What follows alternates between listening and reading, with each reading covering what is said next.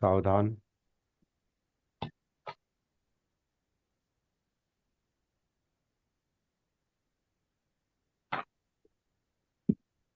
आज आपण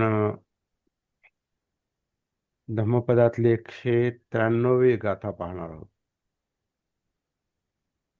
हो.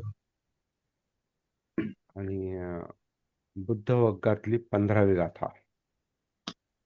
15, 16, 17, 18 4 गाथा आता आहेत बुद्ध वग्गातल्या. इंटरेस्टिंग अभ्यास चाललाय हा. बुद्ध वग्गातला अभ्यास खरंच इंटरेस्टिंग चाललाय. बाकीचे पण इंटरेस्टिंग होते, वग्ग आणि गाथा. पण ह्या गाथांनी जरा जास्त हलवलं, नाही का? बरोबर आहे ना? हम्म. हो हो. अशीच एक गाथा आहे पुढची, 15वी गाथा.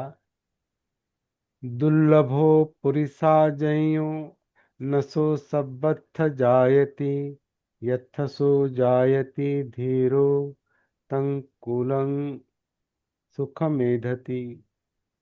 त्याचा अर्थ असा केलाय की श्रेष्ठ पुरुषाचा जन्म दुर्लभ असतो. तो सर्व ठिकाणी उत्पन्न होत नाही.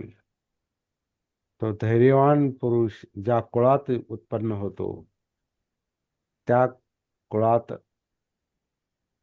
सुखाची वृद्धी होते, असा या गाथेचा अर्थ केलेला आहे. तर शब्दशः आपण पाहूया. दुर्लभो. दुर्लभो म्हणजे दुर्लभ. दुर्लभो म्हणजे दुर्लभ. पुरीस जयो. आता पुरीस जयो म्हणजे श्रेष्ठ असा अर्थ केला जातो, परंतु काही ठिकाणी जन्म असाही अर्थ केलेला आहे, किंवा श्रेष्ठ पुरुष. जयो श्रेष्ठ पुरुष हा दुर्लभ असतो. आणि अशी अशी माणसं, अशी श्रेष्ठ माणसं सगळीकडे जन्माला येत नाहीत, सर्वत्र जन्माला येत नाहीत, असं म्हटलेलं आहे.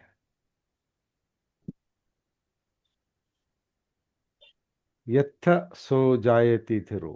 जिथं असे पुरुष, धीर पुरुष, धैर्यवान पुरुष, श्रेष्ठ पुरुष जन्माला येतात,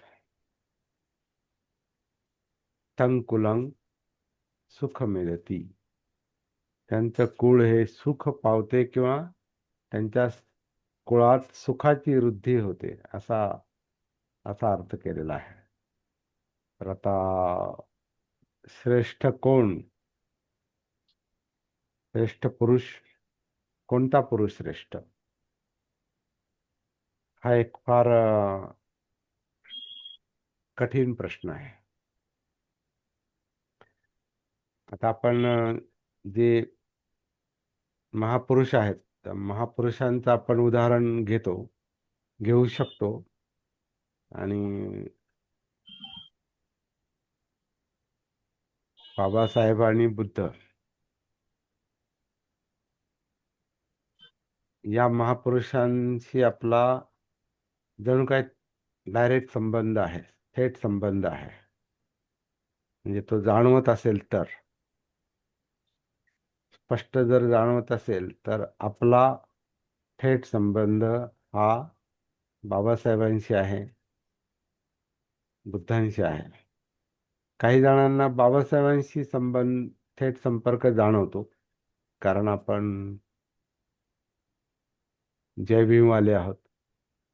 त्यामुळे जय भीम म्हटलं की आपला थेट संबंध आहे तिथे. आणि नाही म्हटलं तरी आहे.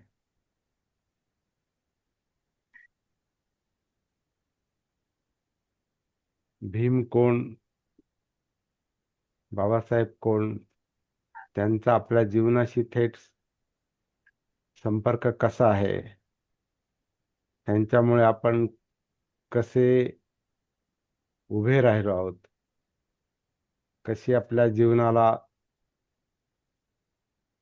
सद्गती, म्हणजे चांगली दिशा मिळालेली आहे. सद्गती हा जरा नंतरचा शब्द आहे, परंतु चांगली दिशा मिळालेली आहे, माणसासारखं जगायला मिळालेलं आहे, आत्मविश्वास वाढलेला आहे,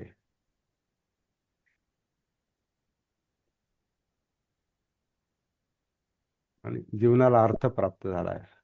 तर बाबासाहेबांमुळं आपल्या जीवनाला अर्थ प्राप्त झालाय याची जर जाणीव होत असेल, याचं जर भान असेल, तर बाबासाहेबांचा आपल्या जीवनाशी किती थेट संबंध आहे, अशा श्रेष्ठ पुरुषाचा आपल्या जीवनाशी किती थेट संबंध आहे, हे स्पष्ट जाणवतं. आणि आपल्या या कार्यशाळांचा उद्देश पण तोच आहे. आपल्याला जो त्रिकोण साधायचा आहे, बुद्ध, बाबासाहेब आणि आपण, याचा उद्देशच तो आहे की आपल्याला या महापुरुषांचं जे महत्व आहे, हे स्वतःच्या अनुभवाच्या आधारे पडताळून पाहता आलं पाहिजे. अनुभवाच्या आधारे.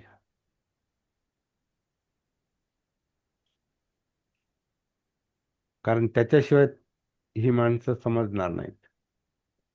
बाबासाहेब, जोपर्यंत आपण आपल्याला समजून घेत नाही, आपलं भान जोपर्यंत आपल्याला येत नाही, आपलं अस्तित्व आपल्याला कळत नाही, आपण कोण आहोत, काय आहोत, आपलं मूळ काय, आपलं कुळ काय, आपलं कुळ काय, आपलं मूळ काय, म्हणजे संस्कार. आपले संस्कार म्हणजे आपले मूळ आणि कुळ आणि आपलं आपली जडणघडण, म्हणजे आपलं वर्तन, आपलं चित्त, आपलं मन, आपले विचार, परिस्थिती, हे सगळ्याचं जोपर्यंत भान येत नाही स्वतःच, काया वेदना चित्त मनोधम्म, जोपर्यंत स्वतःच भान येत नाही तोपर्यंत ही लिंक लक्षात येत नाही बुद्धांशी आणि बाबासाहेबांशी थेट जोडलेली.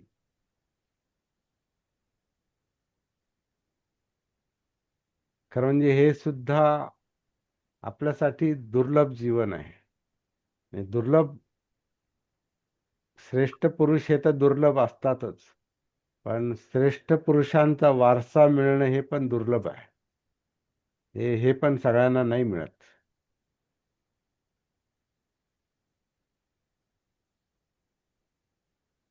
मला कधी कधी असं वाटतं की आंबेडकरी बौद्ध समाज जो आहे ना, जेवढा काय आहे तो किंवा पुढे निर्माण होईल, तो फार मोठा, म्हणजे धनवान समाज आहे. कारण त्याच्याकडं हे दोन दोन श्रेष्ठ पुरुषांचं धन आहे, आणि त्याला जीवनामध्ये काही कमी पडणार नाही. खाणं तर सगळेच खातात, सुरक्षितता सगळ्यांना मिळते, जे प्रत्येक प्राण्यांना मिळते, त्याला काय, ती काय फार मोठी गोष्ट नाही. आपलं जगणं आपल्याला खाणं कुठून मिळेल, खाणं पिणं कुठून मिळेल, म्हणजे आहार कुठून मिळेल, आणि विहार कुठून मिळेल, विहार म्हणजे घरदार कुठून मिळेल, कपडा लत्ता कुठून मिळेल, हे तर सगळेच करतात. आणि प्राणी पण त्यांच्या पद्धतीनं जगू शकतात, जगतात. माणसांना जगता येतं, परंतु श्रेष्ठ जीवन जगणं हे सगळ्यांना नाही जमत, नाही मिळत ते, ती संधी नाही सगळ्यांना.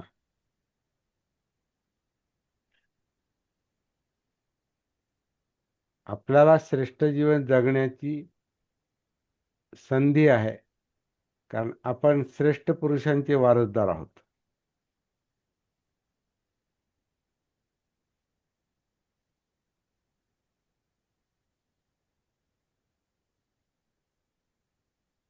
वामनदादाच ते एक गाण्यातलं कडवं सकाळी आठवलं मला. तू भला थोरला सिंधू,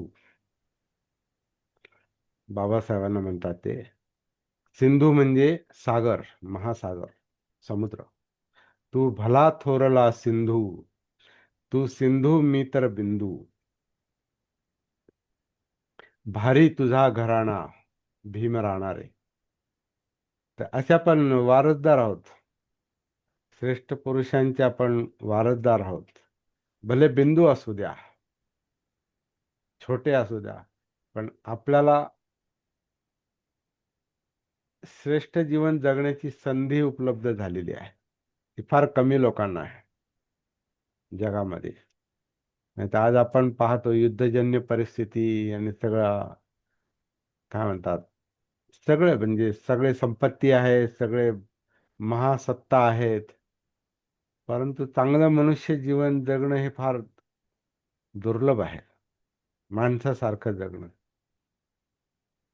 बुद्धिमान बुद्धिमान माणूस म्हणून जगता येईल. बुद्धिमान आपण बनू पण शकतो.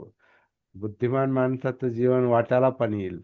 परंतु शहाण्या माणसाचं जीवन वाटायला नाही येत लवकर. आपल्याला तो वारसा आहे. शहाणपणाचा वारसा आहे. अर्थात तो शहाणपणा आपण कमावतो की नाही, आपण तसा बेस, त्रिकोणाचा बेस, आपला बेस आपण तयार करतो की नाही हे आपल्यावर अवलंबून आहे. पण एक मात्र नक्की आहे का पुरुष जइयो जे दुर्लभ असतात, दुर्लभ पुरुष असतात किंवा महापुरुष असतात, त्यांचा वारसा आपल्याला मात्र मिळालेला आहे. तर असे श्रेष्ठ पुरुष कशावरून श्रेष्ठ? तर त्यांचं काम श्रेष्ठ, त्यांचं कर्तृत्व श्रेष्ठ, त्यांचा इतिहास मोठा, त्यांचे प्रयत्न मोठे, त्यांचा कामाचा आवाका मोठा, त्यांच्या कामाचा आवाका मोठा, त्यांचे चाहते मोठे. कारण अनेकांवर, कोट्यावधींवर परिणाम करणारे हे महापुरुष असतात. श्रेष्ठ पुरुष, पुरुष जइयो, पुरुषा जइयो. हे श्रेष्ठ पुरुष हे करोडोंवर प्रभाव टाकतात. एवढंच नाही तर पिढ्यानपिढ्या ते प्रभाव टाकत राहतात. आता बुद्ध जाऊन आज 2500 किती वर्ष झाले? बाबासाहेब जाऊन जेवढे वर्ष झाले तेवढे 69. 69. तर 2569 वर्ष झाले बुद्ध जाऊन, आणि त्यांचा प्रभाव वाढताच आहे आणि तो कधीही कमी होणार नाही. त्याचं कारण असं आहे, सगळे महापुरुष अं, अलीकडचेच आहेत काही झालं तरी. आणि स्वतः बाबासाहेब पण म्हणतात की बुद्ध माझ्यापेक्षा 100 वर्षांनी पुढे आहेत. हे त्यांच्या अनुयायांना सांगतात ते. बाबासाहेब तर महापुरुष आहेतच आहेत. त्यांचं सुद्धा मूल्यमापन करणं, त्यांचं मोजमाप करणं सामान्य माणसाचं काम नाही. त्यांच्या पुढं असलेले त्यांच्या शब्दात, आपण नाही म्हणत ते, त्यांच्या शब्दात दुःखमुक्तीचं ज्ञान ज्यांना मिळालं, त्याने जीवनाचा म्हणजे प्रश्न मुळासकटच सोडवला. बुद्धांनी जीवनाचा प्रश्न म्हणजे दुःखमुक्तीचा प्रश्न हा मुळासकट सोडवलाय. बाबासाहेबांनी पण खूप मोठा प्रश्न सोडवला. तो आज जगाच्यासाठी त्यांचा मार्ग हा विशेषतः अन्यायाचा मार्ग, अन्यायातून सुटका करण्याचा जो मार्ग आहे, हा जगामध्ये मान्यता प्राप्त आहे. आणि ती ती अन्यायाची व्यवस्था, सामाजिक व्यवस्था, धार्मिक व्यवस्था, कुटील व्यवस्था, उच्चनीचतेची व्यवस्था, ही व्यवस्था उलथून टाकण्याचं तंत्र बाबासाहेबांनी दिलेले जगाला. तरी ते म्हणतात की बुद्धाला जे सापडलं ते मूळच सापडलं, दुःखाचं मूळच सापडलंय. फक्त सामाजिक कारण, धार्मिक कारण आणि परिस्थितीचं कारण, आर्थिक कारण आणि सामाजिक कारण, राजकीय कारण, ही कारणं आहेत प्रश्न सोडवण्याची. पण ते त्याच्यामध्ये संधी आहे. समाजकारणामध्ये, राजकारणामध्ये, धर्मकारणामध्ये. परंतु त्याच्यातून प्रश्न पण फार गुंतागुंतीचे निर्माण होतात. पण बुद्धांनी जो प्रश्न सोडवलाय तो मुळासकटच त्याचं उच्चाटनच केलंय, त्या कारणाचंच उच्चाटन केलंय, दुःख मुक्ती. आणि ती दुःखमुक्ती ते म्हणतात ही आपली चित्तावस्थेमुळे आहे. दुःख हे चित्तामुळे आहे, मनामुळे आहे. ते मन समजून घेतलं, मनाचं भान आलं, चित्ताचं भान आलं, की दुःखाच्या कारणाचं भान येतं, कारण कळतं. कारण कळालं की निवारण होतं. आणि हे जगात कोणी सांगितलं नाही, म्हणजे लक्षात आणून दिलं नाही. ती माणसातलीच एक हे आहे, म्हणजे माणसात दडलेलं कौशल्य आहे प्रत्येक माणसामध्ये, की भानावर या, जागं व्हा, सतीमध्ये या, दुःख पहा आणि दुःखमुक्ती मिळवा. असा तो मार्ग आहे. आणि तो प्रत्येकाला शक्य आहे, परंतु ते साध्य होतच असं नाही. म्हणून हे पुरुष जैयो श्रेष्ठ पुरुष हे दुर्लभ असतात. ते सगळीकडे सगळीकडे ते सापडत नाहीत, सगळीकडे जन्माला येत नाही, कारण हे अवघड आहे. तसे दुःखमुक्ती हा शक्य आहे, परंतु सोपा नाही, सहज नाही. आणि जे लोक याच्यासाठी थोडेफार प्रयत्न करतात त्यांनाही माहिती आहे,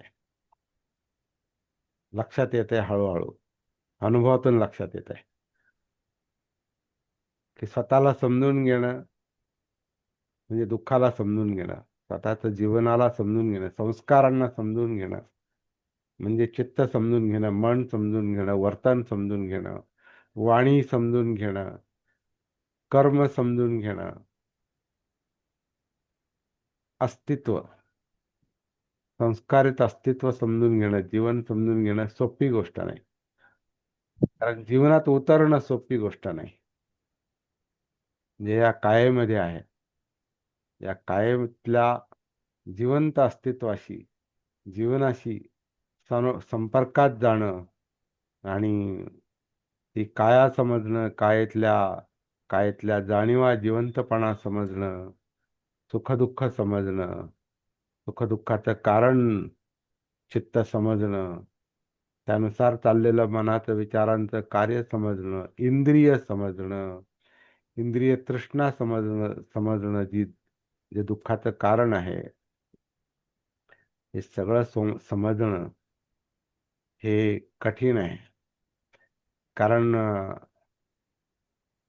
उंबऱ्याच्या आत येता येत नाही लवकर. उंबऱ्याच्या बाहेर आपण खूप फिरू शकतो, भटकू शकतो, आयुष्यभर आपण एन्जॉय करू शकतो. बाहेर भटकणं सोपं आहे, आणि कारण इंद्रिय बाहेरच जोडलेले आहेत. डोळे, कान, नाक, जीभ, त्वचा, हे 5 इंद्रिय बाहेरच जोडलेलं आहे. परंतु हे 6वं इंद्रिय जे मन आहे, आणि त्याला प्रभावित करणारं जे चित्त आहे, भावना, इमोशन्स, ज्याच्यातून आपला उदय आहे, ज्याच्यातून आपण अस्तित्वात आलो, तृष्णेमुळे आपण अस्तित्वात आलो. चित्त म्हणजे तृष्णा, लोभ, द्वेष, पाहिजे नको, ही जी शक्ती आहे, तृष्णेची ही जी शक्ती आहे, ही शक्तीच भव देते. काल आपण पाहिलं,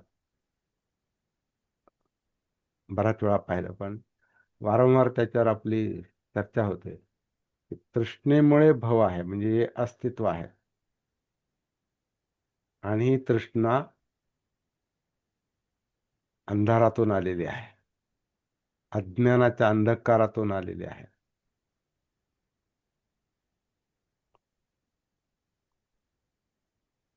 आणि तो अंधकार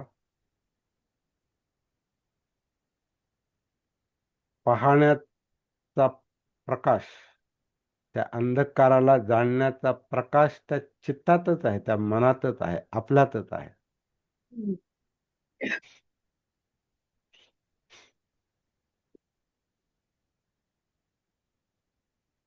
ते कोणाचं तरी शेर आहे तो. शेर. शेर काय, जे काय रचना आहे, काव्य रचना आहे. अंधेरी रात है, अंधेरी रात है, साया तो हो नहीं सकता। अंधेरी रात है, साया तो हो नहीं सकता, कोई तो है जो साथ साथ चलता है। तो हे कोई तो साथ साथ जो चलता है वो बुद्ध है, वो जागृती है. तर जागृती माणसाबरोबरच आहे,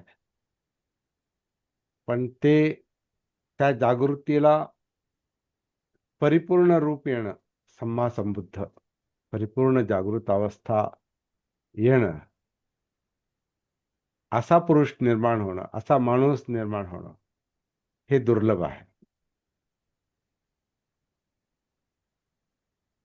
ही गाथा बुद्ध वग्गोमधली आहे आणि फार म्हणजे विचार करून आली टाकली याच्यात असं दिसतंय. ते इतर तर नाही टाकली ती. काही गोष्टी फार चांगल्या, संकलन फार चांगलं आहे धर्मपदाचं, आणि काही काही गोष्टी विचार करायला लावणार आहे. हे तसं तसं असं असू शकत नाही असं वाटतं काही ठिकाणी. असं होऊ शकत नाही असंही वाटतं. असो, त्याच्यात आपल्याला जास्त जाण्याची आवश्यकता नाही, परंतु जे श्रेष्ठ गोष्ट जी आहे ती मात्र आपल्याला विचार करायला लावते. त्यातली ही एक गोष्ट आहे की श्रेष्ठ पुरुषाचा जन्म म्हणजे सम्मा संबुद्धाचा जन्म, जागृत मनुष्याचा जन्म, परिपूर्ण जागृत मनुष्याचा जन्म हा फार कठीण आहे. थोडीफार जागृती प्रत्येकात असते, आणि उच्च कोटीची जागृत अवस्था म्हणजे परमोच्च नाही, सगळ्यात वरची नाही, परंतु त्यातल्या त्यात उच्च कोटीची जागृत अवस्था मिळवणाऱ्यांमध्ये बाबासाहेबांचा बाबासाहेबांचं नाव घेता येतं. त्यात ती ती पण एक जागृत शक्तीच होती. म्हणून ते म्हणा, जागृतीचा अग्नी तेवत ठेवा, जागृतीचा विस्तार विझू देता कामा नये. हे जागृत मनुष्य सांगू शकतो, ज्यांनी तो अनुभव घेतलेला आहे. आणि नुसता अनुभव नाही, त्याच्या आधारे चळवळ उभी राहिली, मृतवत माणसांना जाग केलं, गाफील माणसांना जाग केलं, काय म्हणता येईल, मुर्द्यांना जाग केलं, ज्यांच्या जीवनामध्ये काहीच असं चैतन्य नव्हतं अशा लोकांना जाग केलं. तर हे काम जागृत मनुष्यच करू शकतो, आणि म्हणून त्यांना त्याचं महत्व होतं. म्हणून जागृतीचा अग्नी तेवत ठेवा म्हणायचे. तर तो संदेश हा काय केवळ राजकीय संदर्भाला धरून नाही, जरी तो राजकीय मुद्द्याला धरून जरी तो संदेश त्यांनी दिलेला असला, तरी तो तेवढ्या पुरता मर्यादित नाही. कारण जागृती हा मनाचा गुणधर्म आहे, हा चित्ताचा गुणधर्म आहे, माणसाचा गुणधर्म आहे. ती जागृती जर निर्माण झाली तर राजकीय काय सगळेच प्रश्न सुटू शकतात. त्यांचा जो अजून एक संदेश आहे की जग जर बुद्धाच्या मार्गावर येईल तर जगाचे प्रश्न चुटकीसरशी सुटतील. असं सांगणारा मनुष्य जागृतच असणार.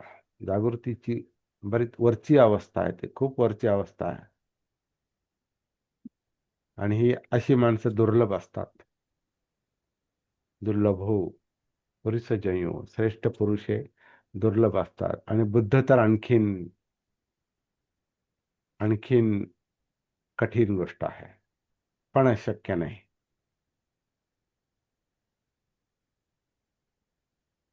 नसो सबत्थ जायती, अशी माणसं सगळीकडे जन्म घेत नाहीत, सगळीकडे जन्माला येत नाहीत.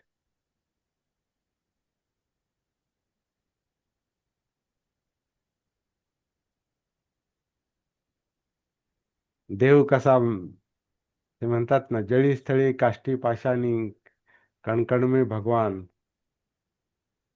जळी स्थळी काष्टी पाषाणी, जळी म्हणजे पाण्यामध्ये, काष्टी म्हणजे लाकडामध्ये, वृक्षामध्ये, पाषाणी दगडामध्ये, आणि जळी स्थळी म्हणजे कोणत्याही स्थळी, कोणत्याही जागेवर, जे देव कुठेही सापडतो. कणकण में भगवान. कण में भगवान साकार रूप असलेला भगवान देव, निराकार देव, साकार निराकार असा तो देव सगळीकडे सापडतो. पण बुद्ध सगळीकडे नाही सापडत. तसे ते प्रत्येक माणसामध्ये बीज रूपात आहेत, पण ते सापडत नाहीत, सहज नाही सापडत, दुर्लभ आहेत.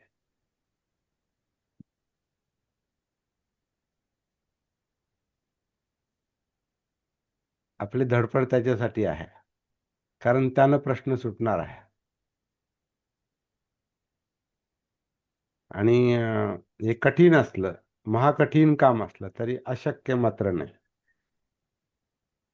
हे दुर्लभ जरी असलं म्हणजे पटकन त्याचा लाभ होणार नाही. दुर्लभ नाही म्हणता येत, ते सहज शक्य नाही.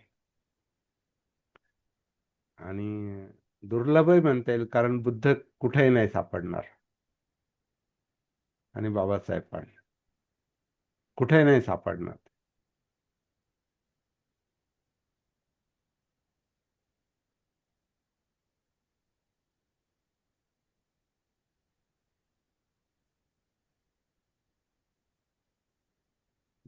जिथे सापडतील,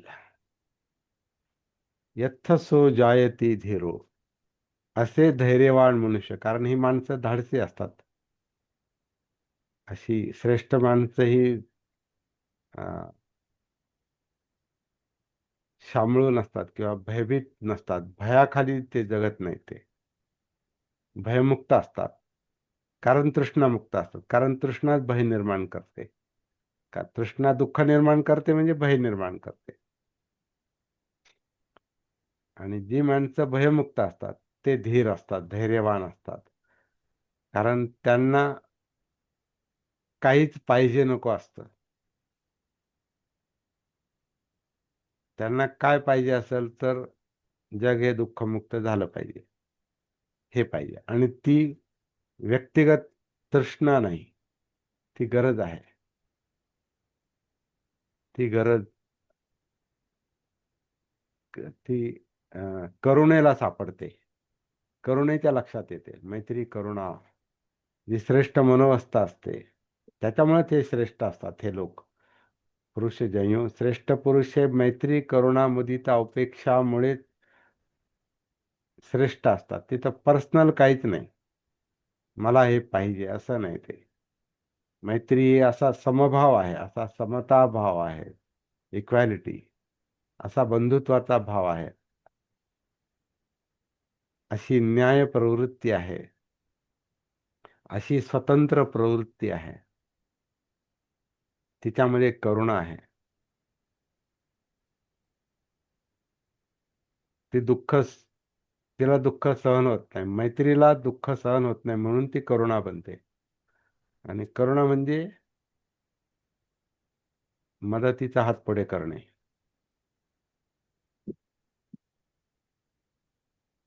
करुणा म्हणजे दया नाही.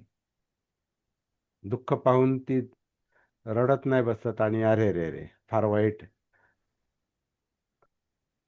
रडत नाही बसत. करुणा ही ऍक्टिव्ह असते, सक्रिय असते.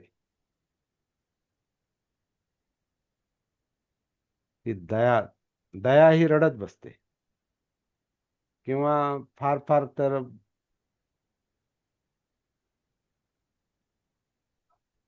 हा 1 रुपया घ्या, 10 रुपये घ्या, आणि 100 रुपये घ्या, आणि त्याची जाहिरात करा. तर ती दया, आणि त्या दयेमध्ये स्वार्थ पण असतो. करुणा स्वार्थी नसते. करुणेमध्ये मी नसतो, आत्मभाव नसतो. कारण त्याच्यात मैत्री असते, आणि मैत्रीमध्ये आत्मभाव नसतो. मैत्री म्हणजे अपपर भेदातून मुक्ती आहे. मी आणि इतर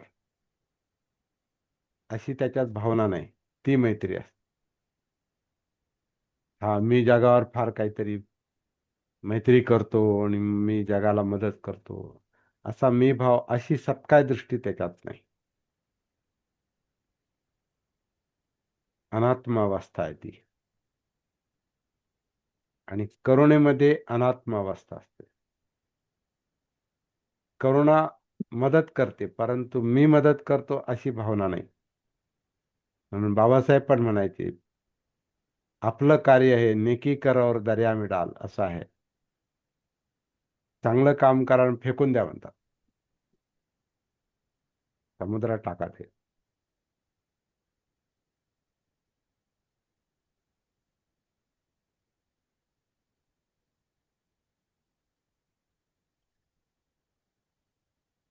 तर ही धैर्यवान माणसं असतात. ही तशी म्हणजे खरं म्हणजे विमुक्त माणसं असतात, मुक्त माणसं असतात.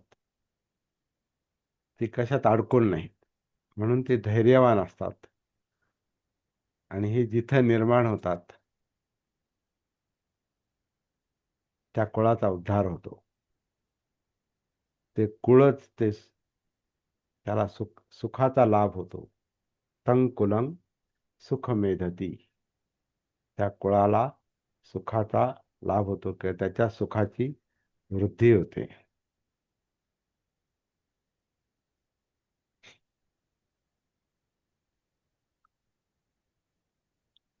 म्हणून आंबेडकर कुळात कुणी जन्माला आला तर त्याला त्याला त्याला व्हॅल्यूच आहे. तो काम करू नये तर नाही करू. बाबासाहेबांमुळं कोणत्याही आंबेडकर नावाच्या माणसाला व्हॅल्यू मिळू शकते. म्हणून काहींनी तर आपले आडनाव पण आंबेडकर करून घेतलेले आहेत. अगदी भारतामध्ये इतरत्र सुद्धा बघ, इथं तर आहेच आहे, पण इतरत्र पण. कारण त्या कुळालाच एक वेगळं ग्लॅमर तयार झालेला आहे. परंतु त्याचा असा म्हणजे काय म्हणतात, फार नाटकी उपयोग करून घेतला तर त्याचा काही उपयोग नाही खऱ्या अर्थात. काम तसं बाबासाहेब आंबेडकरांसारखं झालं तर त्याचा उपयोग आहे. नाहीतर मग त्यांचं परीक्षण करणारा आंबेडकरी समाज तोही शांत नाही बसत. म्हणून नुसता नावाचा उपयोग करून आपण त्या कुळाचे भागीदार होऊ शकत नाही. काम तसं व्हायला पाहिजे. काम पुरुष जयो, श्रेष्ठ पुरुष बनण्याचं काम ज्याच्याकडून होईल, मग तो आंबेडकरी घराण्यातला असो नाही तर नसो. कारण कामाला महत्व आहे, नावाला नाही. आता बाबासाहेबांचं आडनाव सपकाळ होतं. आता बाबासाहेबांनी सपकाळ नावाने जरी काम केलं असतं तरी ते तेवढेच लोकप्रिय राहिले असते. भीमराव सपकाळ असं नाव असतं आणि समजा त्यांनी राज्यघटना लिहिली असती त्या नावानं,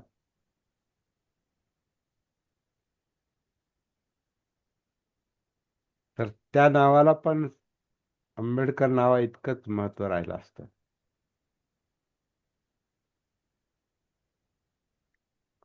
त्यामुळे नाव हे त्या व्यक्तीच्या कार्यामुळे मोठं होतं, नावामुळं नाही. नावात नावात काही नाही.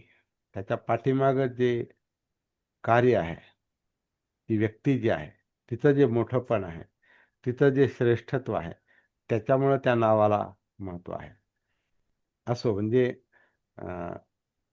परंतु त्या कुळात त्याला काहीतरी त्या कुळातल्या लोकांना काहीतरी लाभ होतो. परंतु कुळ म्हणजे फक्त रक्तसंबंध का, आडनाव का, तर कुळ म्हणजे आता आंबेडकरी बौद्ध ही जी आयडेंटिटी आहे, ही जी ओळख आहे, ही ओळख आपल्याला आपल्या कर्तृत्वाने मिळेल, आपल्या कार्याने मिळेल. नुसतं मी म्हटलं मी बौद्ध आहे आणि आंबेडकरी बौद्ध आहे म्हणून ती व्हॅल्यू आपल्याला मला द्या असं मागून ते मिळणार नाही. तसं काहीतरी आपल्याकडून काम झालं पाहिजे आणि ते काम म्हणजे आधी स्वतःमध्ये उतरलं पाहिजे. स्वतःचं भान आणि मग ते परिवर्तन आणि मग ते वारसदार, जिथून आपण सुरुवात केली. आपण मोठ्या माणसाचे, महापुरुषांचे वारसदार आहोत. हे काम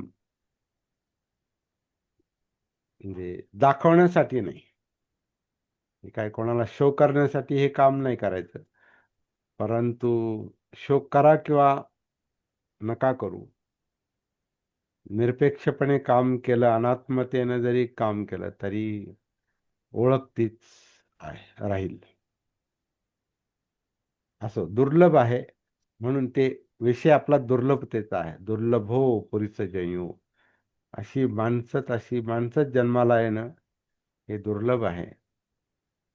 ती सगळीकडे जन्माला येत नाहीत, आणि जिथे असे लोक जन्माला येतात त्यांचं कुळ, जसं बाबासाहेबांनी म्हटलं ना, धन्य आहेत ते लोक ज्या जातीत आपला जन्म झाला, त्यांचा उद्धार करणे याची ज्यांना जाणीव आहे. काय काय शब्द आहेत या याचं हे जे कर्तव्य जे जाणतात ते धन्य होत. तर त्याचा अर्थ इथे लागतो.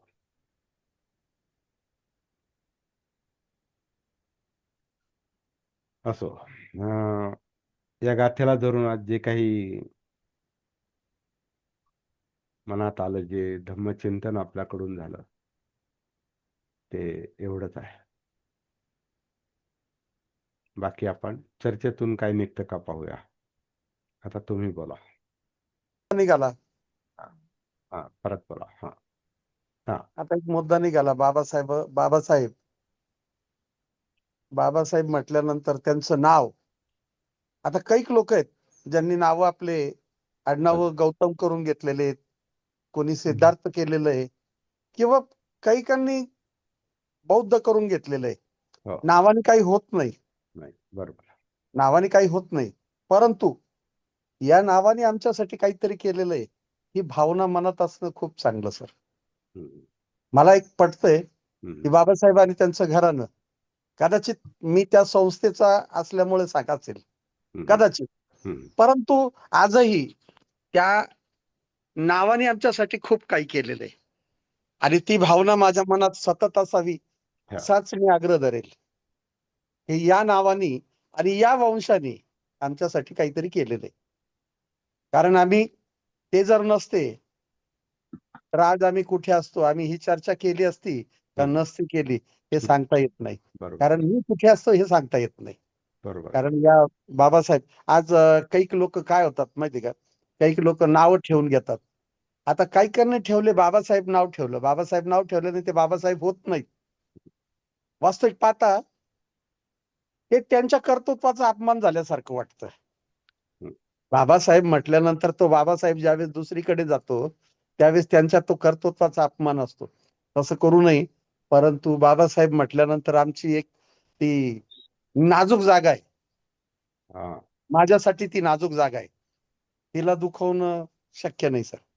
दुखवलं की मनातून असं, मला तुम्ही बोलत होते आणि माझ्या लगेच मनात आलं की त्यांचे नातेवाईक, त्यांचं वंशज काही करत असतील की नसतील, त्याच्याशी सर आज मला त्या वंशजाची नाही काही, ते काय करतात हे त्यांचं काम. परंतु बाबासाहेबांचं जे नाव आहे, आंबेडकर नाव आहे, त्याच्यासाठी माझ्या मनातली आस्था खूप जबरदस्त आहे. हा, आणि आता आपण आंबेडकर परत तत्काळाचा उल्लेख केला, आणि आंबेडकरी बौद्ध, आपण आपला संबंध कार्याशी आहे, कार्याशी, वर्तनाशी आहे. मला मी कमीत कमी, मी जरी माझं नाव चेंज जरी असलं, माझं आडनाव वेगळं जरी असलं, माझं कुळ वेगळं जरी असलं, तरी मी जर मला स्वतःला आंबेडकरी जरी म्हणत असेल तर माझं वागणं सुद्धा त्याच प्रकारे असावं. माझ्या वागण्यामध्ये ती असावं. कारण बाबासाहेब, मला मी कुठलाही प्रसंग असताना मी माझ्या आदर्शांचं ते जे आहे उदाहरण, त्यांनी त्यावेळेस काय केलं असेल हे लक्षात घेणं माझे गरज आहे. मी माझे निर्णय घेताना मी जागरूक असणं परत एकदा आवश्यक आहे. बरोबर, बरोबर. हेच अपेक्षित आहे.